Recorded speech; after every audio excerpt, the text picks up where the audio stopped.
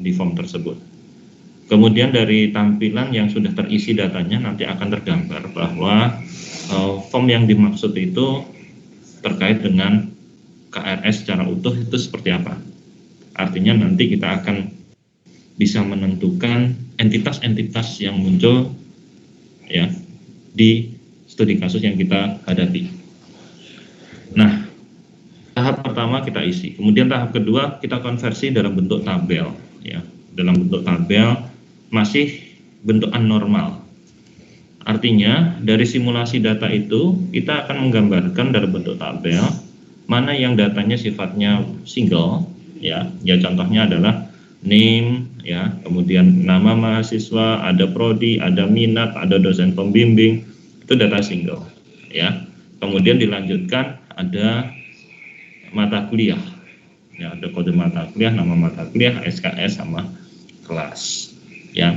Nah dari situ kita akan melihat bahwa oh ternyata entitas yang muncul itu adalah entitas-entitas yang memang diperlukan ketika kita akan menyelesaikan studi kasus kartu rencana studi ya.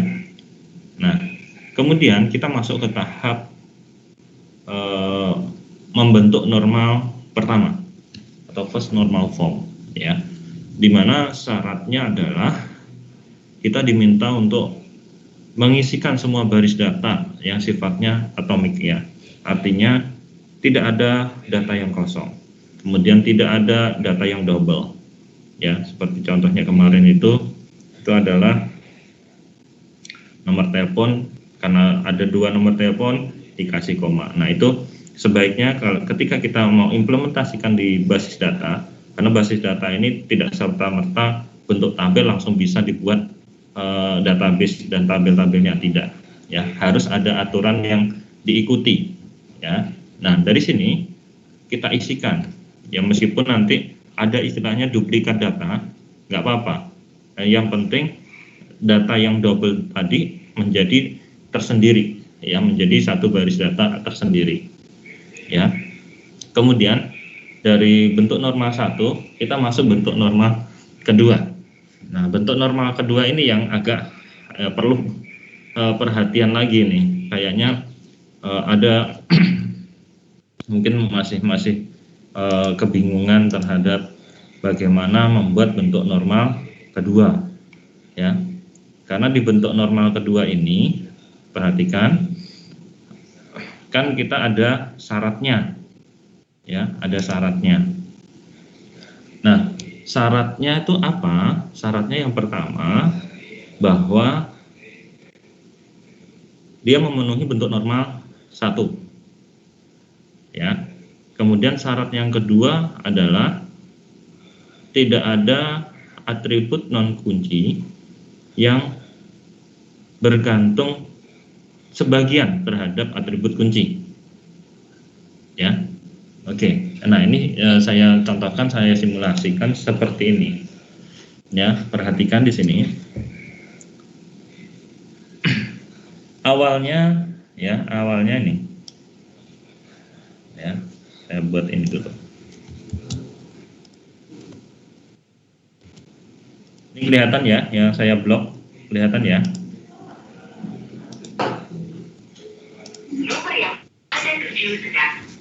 Gak ada di laptop. Ini kelihatan yang saya blok oranye ini? Kelihatan Pak. Ya, oke, perhatikan di sini ya.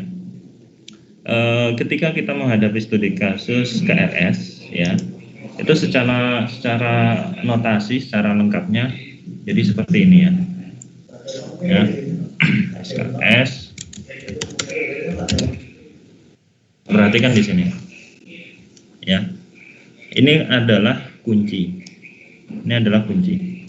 Jadi ada 1, 2, 3 ya, 1, 2, 3. Nah sekarang pertanyaannya, apakah nama mahasiswa itu bergantung penuh terhadap kode KRS, NIM, dan kode mata kuliah? Nah, ya, Kemudian apakah nama mata kuliah ini bergantung penuh terhadap kode KRS, NIM, dan kode mata kuliah, dan seterusnya sampai kelas. Ya. Jadi kalau dilihat di sini, ya, dilihat di sini. Jadi nama mahasiswa ini dia bergantung penuhnya kepada kode KRS dan NIM. Ya, makanya ini saya turunkan di sini. Saya kasih warna misal hijau. Ya. Nah, ini. Ya. Dia bergantung penuhnya kepada kode KRS. Ya. Sedangkan nama mata kuliah SKS sama kelas, dia bergantung penuhnya ke mana? Ternyata belum tentu nama mata kuliah ini dia bergantung penuh ke kode KRS. Karena apa? Karena setiap kode KRS yang beda itu bisa memiliki nama mata kuliah yang sama. Ya. Nah, nanti saya simulasikan. Ya. Jadi hasilnya gimana? Hasilnya adalah bahwa nama mata kuliah sama SKS sama kelas dia sebenarnya tergantung penuhnya ke kode mata kuliah. Ya, kode mata kuliah. Jadi penjelasannya gimana? Penjelasannya seperti ini. Nih, contohnya yang ini dulu, ya. Yang kode mata kuliah dulu. Ini contoh datanya. Ini menggunakan contoh data. Ya, saya kasih warna biru agak muda. Jadi KRS 001, ya, KRS 001, NIM-nya MI 1002, itu namanya pasti AJIS. Ya. Nah, sekarang pertanyaannya, boleh nggak KRS 001 itu mahasiswanya lain, yaitu Subhan misal? Boleh nggak? Tolong direspon. Tidak boleh, Pak. Ada, Pak. Ada boleh, Pak. Kenapa tidak boleh? Karena KRS itu primary key, Pak. Iya. Ya. Jadi KRS ini hubungannya dengan mahasiswa itu seperti ini tadi. Jadi AJIS itu tergantung penuh kedua key ini, baik kode KRS maupun NIM. Ya. Jadi ketika kode KRS itu diketikkan KRS 001, maka ini harus muncul AJIS dengan NIM 2. Kalau berubah seperti ini, maka ini salah. Ya, saya merah. Ini salah. Ya. Jadi ini salah. Ya. Nah, salah ya. Makanya ini pasti keluar dia. Dan kalau sudah seperti ini, dia menunjukkan bentuk normal kedua. Ya. Karena penuh, ketergantungannya penuh. Beda dengan mata kuliah. Nah, mata kuliah contohnya ini. Ya, ini saya hilangkan dulu. Ya, saya hilangkan dulu. KRS 01. Ya, perhatikan. Ini logika ini. Kemudian MI 1002. Ya kan? Terus ini mata kuliahnya. Kode mata kuliahnya. Kan ini semua adalah key. Semua adalah kunci. Ya. Nah, sekarang perhatikan di sini. AJIS dia bergantung penuh pada KRS dan NIM. Ya, kode KRS dan NIM. Ya. Nah, sekarang apakah sistem basis data dengan SKS itu bergantung penuh dengan KRS dan NIM juga selain kode mata kuliah? Ternyata tidak. Ya, karena apa? Ketika ada KRS lain dengan NIM lain, maka mata kuliah ini bisa muncul lagi. Ya kan? Ini KRS-nya lain. Ya. Ini NIM-nya lain. Tapi mata kuliahnya sama. Seperti yang atas. Ini kan seperti kalian dalam satu kelas mengambil mata kuliah sistem basis data. Ya kan? KRS kalian sebagai mahasiswa pasti beda-beda. NIM sebagai mahasiswa juga beda-beda. Tapi begitu melihat mata kuliah yang diambil, itu bisa sama. Ya. Artinya sistem basis data ini sama SKS, dia tidak tergantung penuh terhadap kode KRS dan NIM. Ya. Terus contoh yang lain. Ini contoh yang salah. Ya, ini contoh yang salah. KRS 003 NIM-nya MI 4 ya, belakangnya 4. Nah, perhatikan di sini. Ini MAT 1102, nama mahasiswanya Ferry, mata kuliahnya sistem basis data. Maka ini dibenarkan atau tidak? Salah, Pak. Kenapa salah? Karena kode mata kuliahnya, Pak. Kode mata kuliahnya beda, Pak. Iya. Ya. Jadi kalau seperti ini datanya, simulasi datanya, ini salah. Kenapa salah? Karena di sini dengan mata kuliah yang sama, ternyata kok muncul kode mata kuliah yang berbeda. Ya. Padahal nama mata kuliah ini bergantung penuh kepada kode mata kuliah. Ya. Nah, makanya ini saya merah. Ini salah. Ya, ini salah. Nah, ya. Artinya apa? Artinya pada tahap ini kita bisa mendekomposisi ya beberapa tabel pada tahapan normal kedua. Gimana? Nah, ini hasilnya. Ya, ini hasilnya. Nah, yang di bawahnya. Ya. Kode KRS NIM ini sesuai dengan form yang ada. Ya, kode KRS NIM. Ya, di sini ada nama mahasiswanya.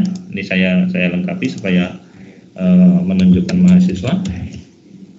Program studi, minat, nama pembimbing. Nah, pada tahap ini semua atribut non K yang pertama ini dia bergantung penuh terhadap atribut K, yaitu kode KRS dan NIM. Ketika kode KRS ditentukan, maka NIM-nya harus sama sesuai dengan data yang sudah diinput. Begitu juga data yang di sini. Oke. Nah, mata kuliah kita dekomposisi menjadi tabel tersendiri, yaitu tabel mata kuliah. Ya. Jadi di sini ada kode mata kuliah sebagai K, ya. Kemudian nama mata kuliah SKS kelas ini adalah atribut non K yang bergantung penuh terhadap K, ya, terhadap kode mata kuliah. Oke. Sampai sini kira-kira sudah paham untuk menentukan bentuk normal kedua. Jadi logikanya di samping kita buat dalam bentuk notasi, juga ada contoh data-datanya ini. Ya, sehingga tergambar gitu loh. Sehingga tergambar. Kenapa bisa terjadi seperti ini? Ya karena memang ya contoh yang kedua ini dalam satu kelas bisa beda mahasiswa tapi mata kuliahnya sama. Gitu kan? Nah, artinya mata kuliah ini tidak tergantung ke KRS tapi beda dengan yang ini. Ya. Atau yang ini. Yang ini, ya. Kalau ini berdasarkan atributnya. Kalau ini berdasarkan datanya. Jadi nama mahasiswa program studi itu akan bergantung penuh terhadap K, yaitu kode KRS sama NIM mahasiswa, nomor induk mahasiswa. Ya, ketika KRS ditentukan, misal ini tadi KRS-nya 001 MI 1002, maka mahasiswa yang bersangkutan ya harus AJIS. Tidak bisa kode KRS yang sama dimiliki oleh mahasiswa yang berbeda. Tidak boleh. Ya. Itu ya berdasarkan bentuk formnya juga sebenarnya. Bentuk formnya itu kan di atas ada NIM, kemudian nama, program studi, minat, sama pembimbing. Nah, itu ya. Oke, kira-kira ada yang perlu ditanyakan atau didiskusikan sampai sini? Silakan. Silakan direspon.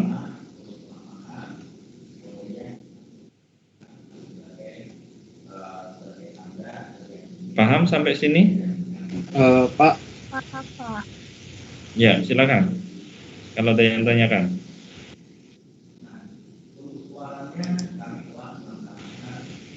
Pak Ulun mau bertanya Pak. Ya, sebutkan namanya. Namolun Muhammad Difaidinor Pak. Ya, silakan. Itu berarti di 2MF itu yang penghubung antara tabel itu nama lah Pak. Nah, ya, ini notasi ya. Ini notasi. Ini bentuk notasi, belum bentuk tabel. Ya. Oh iya Pak, iya Pak. Ini baru bentuk notasi. Nanti kalau di dalam bentuk tabel ya nanti memang di sini yang menjadi penghubung seperti yang kemarin saya sampai sini untuk memecahnya dulu sudah paham belum sampai sini nah? Paham Pak, paham. Nanti kita buat supaya bisa dalam bentuk tabel gitu. Ya, supaya bisa dalam bentuk tabel. Ya. Ya. Oke. Betul saja tadi yang disampaikan ya. Nanti kalau sudah kita sudah paham, oh ya ini yang dipecah ya, didekomposisi. Kemudian yang perlu dipikirkan selanjutnya supaya dua tabel ini tidak terpisah, tetap berhubungan. Ya. Nah, gimana? Ya di sini ya. Di sini kita kasih kode MK. Ya, ini yang akan menghubungkan ya di bentuk normal kedua. Tapi ini sebelum ini saya tuliskan, pahami dulu yang ini ya. Saya akan dulu. Pahami dulu ini dulu. Sampai sini paham ya? Bahwa masing-masing ini tergantung penuh gitu loh. Ya. Atribut non K tergantung penuh terhadap K. Paham ya sampai sini ya? Tolong direspon. Bisa dipahami ya? Bisa Pak. Ya, atribut non K tergantung penuh terhadap atribut K. Nah, selanjutnya yang kedua, ini kalau mudah-mudahan sudah dipahami. Baru kita pikirkan yang menghubungkan antara dua entitas ini, dua atribut ini. Sehingga nanti ketika dibuat tabelnya itu tetap terhubung. Tapi di bentuk normal kedua ini belum ya. Jadi belum, dalam artian belum siap dibuat tabel-tabel di dalam database, tapi tetap harus terhubung. Ya, tetap harus berrelasi. Oke, tetap harus berrelasi. Nah, sampai sini ini memang kita taruh di sini sebagai bentuk relasi, ya. Nah, kita tunjukkan seperti ini sebagai bentuk relasi. Nah, ya.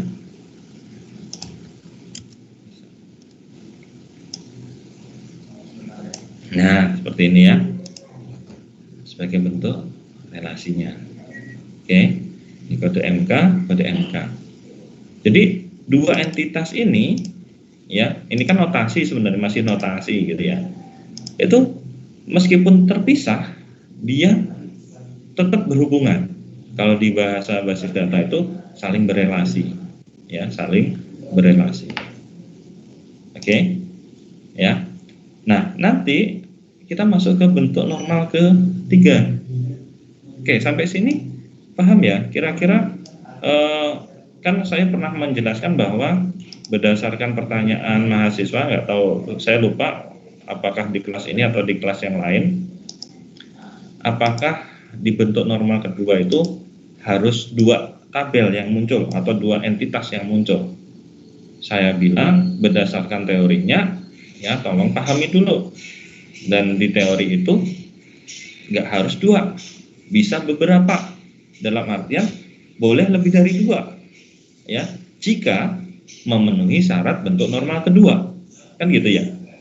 Tapi kalau tidak memenuhi syarat bentuk normal kedua, maka jangan dipaksakan untuk diuraikan menjadi tabel terpisah. Ya, menjadi tabel terpisah. Ya. Oke. Jadi bentuk normal kedua untuk kasus KRS ya kurang lebih seperti ini. Ya. Jadi untuk saat ini ada 2 entitas. Tapi sampai sini belum selesai.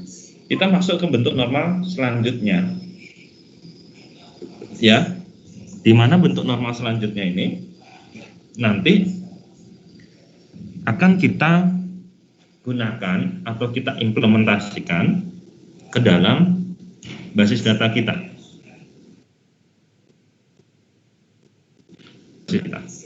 Nah, kalau di sini saya langsung saja saya buat IRD-nya. Ya, saya buat IRD-nya. Ya. Nah, ini perhatikan.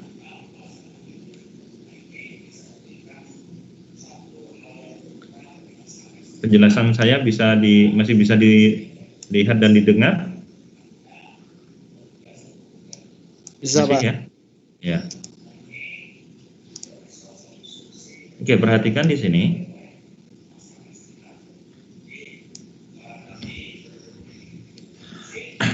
Ini sebenarnya adalah bentuk normal ketiga atau normal terakhir pada kasus KRS. Ya. Karena nanti bentuk normalisasi akhirnya adalah pertama sebelum kita implementasikan nanti menjadi bentuk IRD atau Entity Relationship Diagram. Ya, IRD.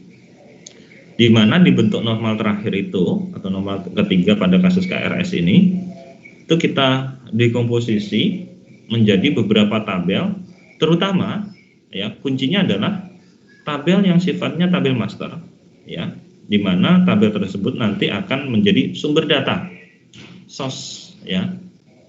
Jadi sumber datanya. Jadi kalau di kasus KRS ini, ya, kita bisa lihat sumber data utama. Di samping kita lihat di bentuk normal kedua tadi, yaitu ada tabel mata kuliah, ya, ini kan mata kuliah, ya. Kemudian juga ada tabel mahasiswa, ya, sama tabel dosen. Jadi mata kuliah ini adalah mata kuliah yang diambil oleh mahasiswa dan tercatat dalam KRS. Mahasiswa ini adalah mahasiswa yang bersangkutan yang sedang mengajukan KRS. Dosen pembimbing ini adalah dosen yang membimbing dalam pengisian KRS.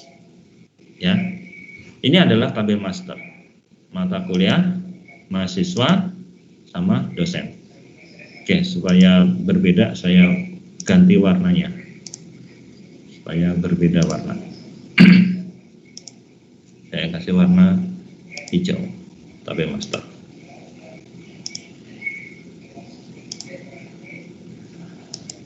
Ya. Oke. Ya. Kemudian yang perlu kita perhatikan lagi yaitu adanya tabel transaksi. Ya, tabel transaksi. Nah, kembali saya jelaskan bahwa transaksi kalau di basis data bukan hanya sekedar jual dan beli saja. Ya. Jadi, terjadinya sirkulasi data itu termasuk transaksi kalau di basis data. Contoh sirkulasi data seperti apa? Contohnya seperti ini. Ya, di sini ada NIM. Nah, di sini juga ada NIM. Di mana nanti sumber datanya ada di mahasiswa. Ya. Di sini ada NIP. Di sini juga ada NIP. Kalau kita perlu nama dosen, tinggal ngambil di tabel dosen. Ya. Jadi kita tentukan tabel-tabel masternya, ya, itu mata kuliah dengan atribut. Perhatikan di sini ada kode mata kuliah, ya, di mana kode mata kuliah ini kita jadikan sebagai primary key, ya, menjadi primary key. Kemudian nama mata kuliah, ya, nama mata kuliah, SKS sama kelas, ya. Jadi memang terkait kelas ini, kalau di Politeknik itu sudah ketetapan. Tapi kalau di non Politeknik itu kita bisa pilih. Kita mau mengambil mata kuliah sistem basis data di kelas apa, itu bisa kita pilih. Ya, tapi kalau di Politeknik sudah ditetapkan basis data kelas ini, basis data kelas ini, gitu. Ya. Nah, oke. Kemudian ada tabel master selanjutnya adalah mahasiswa. Ini jelas.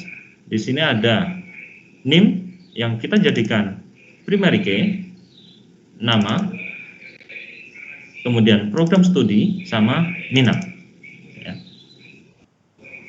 Sebenarnya saya pernah jelaskan bahwa prodi pun bisa saja kita uraikan. Tapi kalau untuk kasus sederhana, prodi ini bisa saja disatukan di tabel mahasiswa. Kasus sederhana. Ya. Oke. Kemudian minat juga.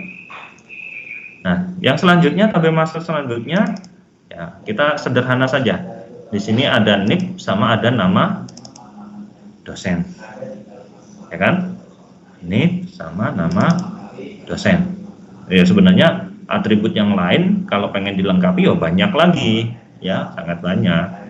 Tapi untuk saat ini supaya sederhana ya kita buat 2 atribut ini cukup lah. Ya. Oke. Nah, perhatikan di sini setiap entitas yang sifatnya master atau source data, sumber data, pasti mereka punya primary key. Nah, ini kunci. Ini primary key ini. Mahasiswa, ya, mata kuliah primary key-nya kode MK. Ya. Di sini biasanya ada garis bawah. Gitu. Gitu kan? Kode MK. Mahasiswa juga sama, ada primary key, yaitu NIM. Dosen juga sama, ada primary key, yaitu NIP. Ya, ya, oke. Ini adalah tabel master. Sedangkan tabel transaksinya di mana? Tabel transaksinya ini, ya, KRS sama detail KRS. Ya, nih. Jadi KRS sama detail KRS ini adalah tabel transaksi. Ya, kalau di contoh yang saya sampaikan ada transaksi sama detail barang. Ya, ada detail barang. Nah, itu sebenarnya transaksi juga. Ya. Ya, cirinya apa? Cirinya dia ada atribut foreign key. Ini foreign key. Ada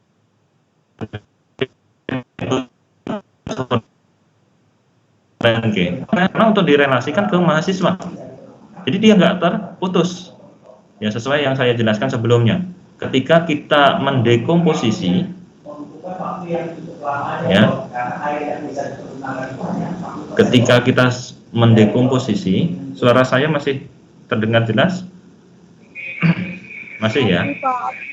Ya. Masih, Pak.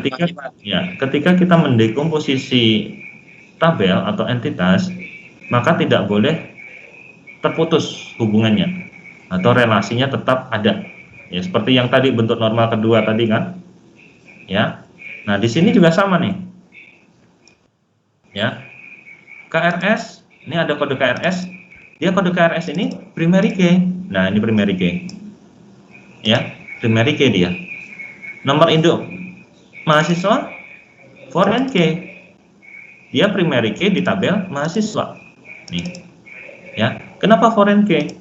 Karena nanti di semester yang lain dia akan muncul lagi. Ya, tapi biasanya kode KRS-nya beda gitu ya. Seperti kalian nanti di semester 2 muncul lagi. Ya. Ya, karena D3 ada 6 semester, nanti kalian akan muncul sebanyak 6 kali. Ya, di tabel KRS. Ya, di tabel KRS. Oke. Nah, di sini. Begitu juga NIP. Ya, NIP ini hubungannya juga sama. Ya, foreign key. Kemudian di sini ada primary key pada tabel dosen. Ya. Nah, selanjutnya yaitu tabel detail KRS ya, untuk entitas detail KRS. Detail KRS ini dia hanya menyimpan kode KRS ya, kode KRS. Ini kode KRS kan untuk relasinya supaya nggak terputus dengan KRS-nya. Di KRS dia primary key, di detail KRS dia foreign key. Nah, kemudian ada kode mata kuliah. Nah, dia nggak terputus dengan mata kuliah karena nanti setiap mata kuliah yang diambil oleh mahasiswa akan tersimpan di sini. Ya, akan tersimpan di detail KRS. Ya. Nah, kemudian gimana cara membacanya dari IRD yang sudah tergambar ini? Ya, cara membacanya sederhana. Ya, mahasiswa mengisi KRS. Nah, ini mahasiswa mengisi KRS, ya kan? Di mana KRS dia menyimpan detailnya. Detailnya itu mata kuliah apa saja yang diambil oleh mahasiswa. Sedangkan di sini dosen membimbing KRS, maksudnya membimbing bukan KRS-nya, tapi ketika mahasiswa mengisi KRS itu berdasarkan bimbingan dari dosen pembimbing. Ya, karena nanti hubungannya akan berbeda kalau ini langsung ke mahasiswa. Ya, kalau ini setiap dosen satu KRS. Ya, ya sesuai dengan simulasi datanya. Di KRS itu hanya ada satu dosen pembimbing. Ya, kemudian mata kuliah mengambil, jadi detail KRS mengambil mata kuliah. Jadi data yang tersimpan di detail KRS ini hanya kode KRS saja. Ketika kita perlu nama mata kuliah, SKS kelas, itu kita panggil saja langsung ke tabel mata kuliah. Ya. Yang penting apa? Yang penting adalah ini. Setiap entitas itu selalu tetap terhubung dengan adanya foreign key. Ya, setiap entitas tetap terhubung. Nah, coba kalian cek, kalian perhatikan, ada nggak entitas yang putus dari 5 entitas yang saya gambarkan ini, yang tidak terhubung sama sekali dengan entitas lainnya? Coba kalian cek. Kalau ada, silakan sampaikan. Kalau nggak ada, boleh juga kasih argumentasi. Oh, nggak ada, Pak. Ini sudah terhubung semua. Oke, silakan.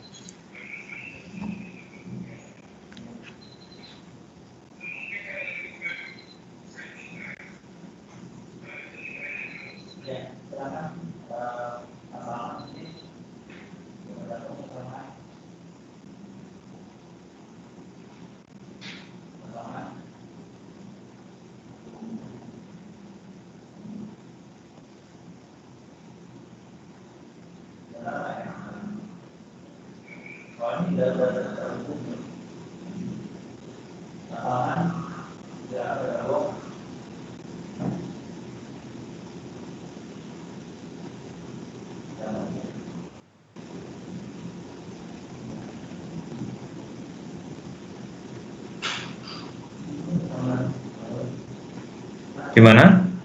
Sudah jelas kira-kira? Tolong direspon.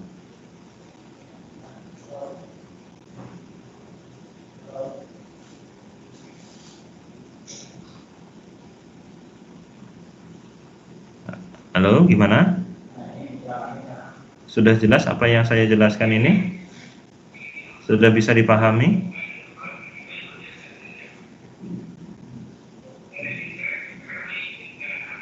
Nah, kok nggak ada respon nih?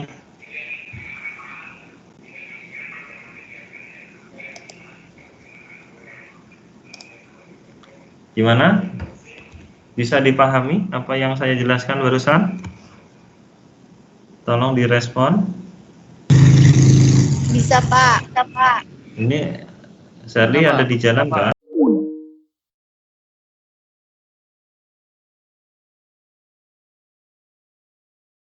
Oh, kalau ya sambil berjalan. Paham ya kira-kira ya apa yang saya jelaskan tadi ya? Nanti ini saya share, ya. Nanti ini saya share. Cuman syaratnya nanti ini saya share. Kalian coba create entitas yang ada ini dalam bentuk tabel-tabel di database, terserah kalian mau buat database baru atau database yang sudah ada, silakan. Misal buat database baru kampus apa, kampus X misal, kemudian tabelnya ada 5 tabel ini, ya. Jadi IRD ini, saya ulang ya, sebenarnya hasil dari bentuk normal terakhir atau normal ketiga, ya, hasil dari bentuk normal terakhir. Jadi nanti sambil kalian cek saja bentuk normal terakhir kalian, minimal 5 tabel ini, minimal saya bilang ya. Karena gini, kita tidak bisa kalau di keilmuan ini yang satu salah, yang satu benar, tidak. Ya. Semua bisa benar ketika kita bisa menyampaikan argumentasi dengan benar juga. Contoh, ya, contohnya adalah ketika pengisian KRS di Politeknik dengan pengisian KRS di perguruan tinggi non Politeknik. Jadi kalau di Politeknik itu sudah paket, sudah jadi KRS-nya, ya. Tapi beda dengan non Politeknik. Kenapa? Karena kalau di non Politeknik, KRS ini memang mahasiswa yang harus aktif berhadapan dengan dosen pembimbingnya, ya. Jadi di awal semester harus mengisi KRS, menghadap ke pembimbing, ya. Kalau disetujui, baru akan muncul nanti mahasiswa itu mengambil mata kuliah apa saja. Termasuk perguruan tinggi non Politeknik ini ada istilahnya mengambil mata kuliah di atasnya. Misal, contoh, semester 3, KRS semester 3. Itu biasanya akan dilihat kartu hasil studinya di semester sebelumnya. Misal bagus, ya, atau cum laude di semester 2-nya, maka boleh atau diizinkan untuk mengambil mata kuliah di atasnya. Kalau dia berada di semester 3, maka mata kuliah yang bisa diambil adalah semester 5. Karena harus sama-sama ganjil. Ya, ganjil ke ganjil. Nah, ini contoh penggambaran semester 1, 2, 3, 4, 5 itu kayak gini. Kalau seperti kalian, kalau tertulis ganjil 2020-2021, ini sudah ketahuan kalian berada di semester 1. Karena tahun masuk kalian adalah tahun masuk 2020-2021. Ya, kemudian ganjil 2021-2022, ini sudah pasti semester 3. Ya. Yang selanjutnya ini adalah semester 5. Ya. Jadi berdasarkan tahun akademik itu sudah ketahuan kalian berada di semester berapa. Ya. Jadi ganjil 1, 3, 5. Kalau genapnya ya genap. Jadi 2, 4, 6. Ya, dan seterusnya. Oke. Jadi di setiap kampus bisa berbeda nanti bentuk IRD-nya, ya, bentuk IRD-nya. Nah, ini pernah terjadi juga di Politeknik, ya, Politeknik di Taliban, ya, pernah mengimplementasikan sistem di mana sistem itu sebenarnya digunakan untuk perguruan tinggi universitas. Akhirnya apa? Ya, karena Poliban ini bentuk vokasi atau bentuk politeknik, yang sistemnya adalah sistem paket, maka sistem tersebut nggak bisa dipakai. Karena kalau sistem universitas, ya seperti yang saya jelaskan, setiap mahasiswa harus menghadap dosen pembimbing dulu untuk mengisi KRS. Tapi kalau di Politeknik tidak, sudah jadi KRS-nya, karena sistem paket tadi. Jadi mata kuliah itu sudah ditentukan. Ya, kalau di universitas kan mahasiswa bisa memilih beberapa mata kuliah gitu kan, dan bisa berbeda dengan temannya. Di kelasnya juga bisa berbeda. Sistem basis data itu ada kelas A, B, C, D, E misal. Dia dalam satu grup yang beda-beda kelasnya boleh, gitu, nggak masalah. Ya, baik. Mungkin itu dulu untuk hari ini. Kira-kira ada yang perlu didiskusikan atau perlu ditanyakan, silakan.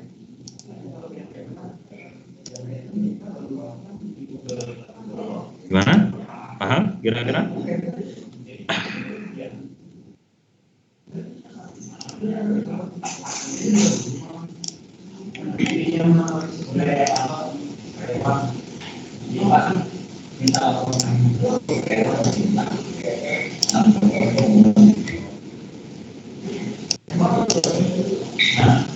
Bapak ada NIP Pak. Ya. Ada Gimana? Pak. Ada NIP kayak itu kan Pak tadi. Betul. Berarti dari NIP. awal 1 NF, 2 NF-nya ada NIP juga Pak. Ya, bentar, saya jelaskan lagi. Jadi, ini kan bentuk normal terakhir ya, normal ketiga sebenarnya ya. Kan urutan normalisasi itu kan mulai dari anormal, normal 1, normal 2, sampai normal ketiga. Gitu ya. Nah, kemudian pernah saya jelaskan, boleh kita menambahkan atribut baru kalau memang itu diperlukan. Tapi jangan menghilangkan. Karena saya lihat ada beberapa mahasiswa menghilangkan atribut. Padahal atribut itu ditampilkan. Contohnya, atribut minat itu dihilangkan. Itu nggak boleh. Ya. Kalau ditambahkan boleh. Contoh ditambahkan, ya seperti ini, kode KRS. Nah, ini kan ditambahkan ya. Ya. Nah, di awal ini kita tambahkan boleh. Ya. Tapi dilihat step by step-nya dulu. Makanya di sini bentuk normal 1 itu kan kita mengisi data-data berdasarkan form tadi. Ya, berdasarkan simulasi data yang kita isikan di dalam form. Ya. Kemudian bentuk normal kedua, ya, bentuk normal kedua itu bentuknya seperti ini. Ya. Bentuknya seperti ini. Kita belum menampilkan NIP, itu nggak masalah. Ya, karena memang belum perlu. Contohnya ini kan, nama pembimbing ini, ya, nama pembimbing ini kan sebenarnya dari dosen ini. Ini adalah dosen ini. Ya. Ini belum perlu.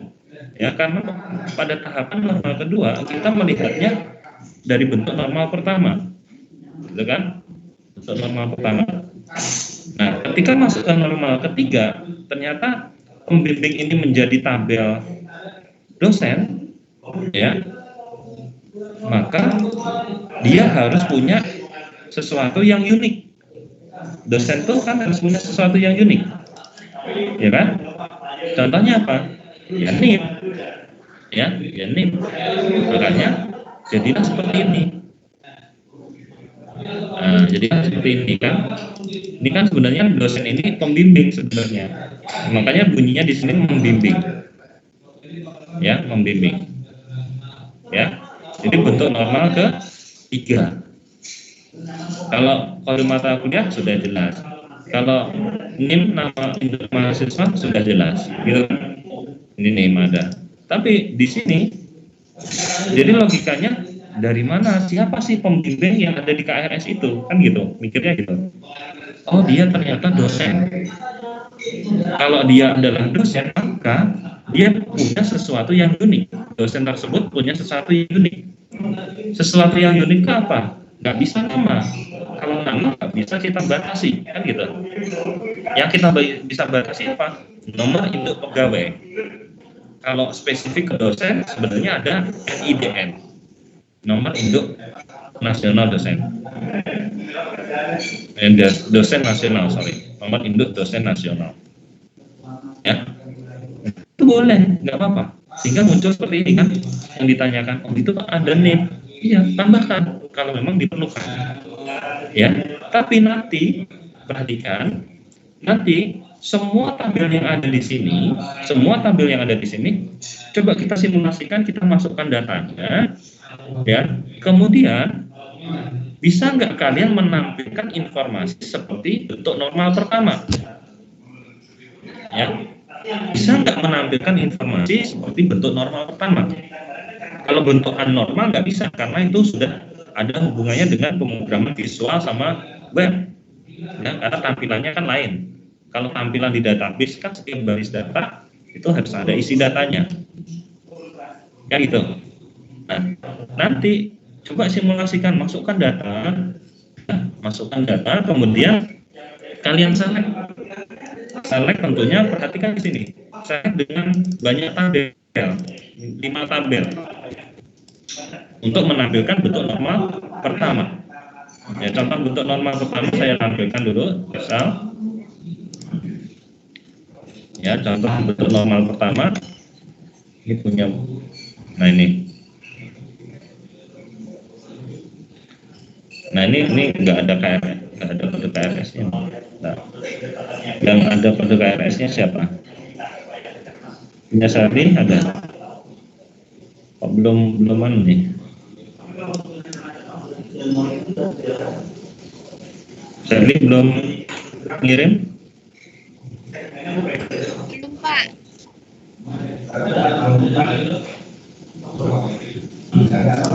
Ya, lihat yang sudah ngirim.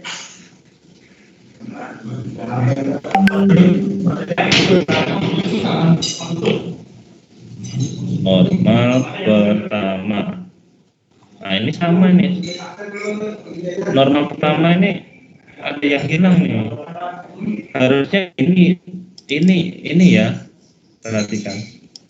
Ini dilengkapi datanya. Jangan dihilangkan. Ini ada yang hilang ya. Ada atribut kode KRS nggak ada.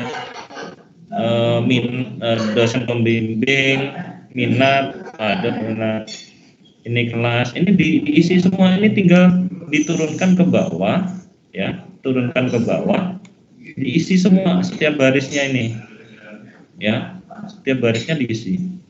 Ini kelasnya juga 1A, 1A, 1A diisi, ya. Ini masih belum, ya. Jadi lengkapi, jangan ada di bentuk normal pertama itu atribut yang dihilangkan, ya. Jadi semua atribut harus ada, jangan dihilangkan. Ditambah boleh, tapi jangan dihilangkan. Ini kan dihilangkan ya. Oke ya. Oke. Mungkin itu. Paham kira-kira ya, Sally? Atau ada yang lain? Silakan. Pak, makasih Pak.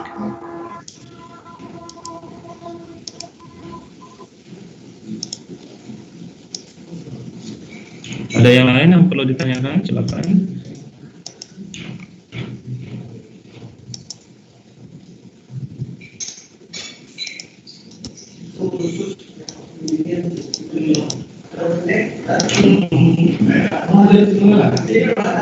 Oke, nanti tolong dilengkapi ya.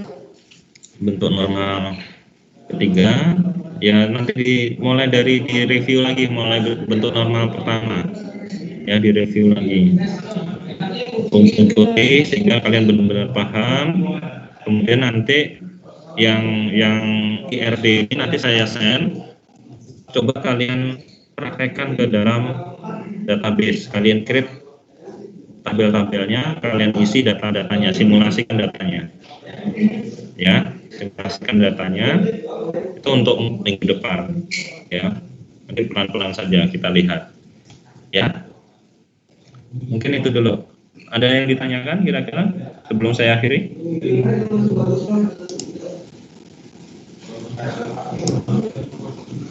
Nggak ada ya? Oke, kalau nggak ada, untuk hari ini saya cukupkan sekian dulu. Mudah-mudahan apa yang saya sampaikan bisa dipahami. Kemudian selanjutnya kalian coba nanti membuat tabel-tabel dari IRD yang nanti saya kirim, kemudian masukkan data-datanya, terus terakhir select ya, kalian buat selectnya. Mungkin itu dulu untuk hari ini. Kurang lebihnya saya mohon maaf, saya akhiri. Assalamualaikum warahmatullahi wabarakatuh.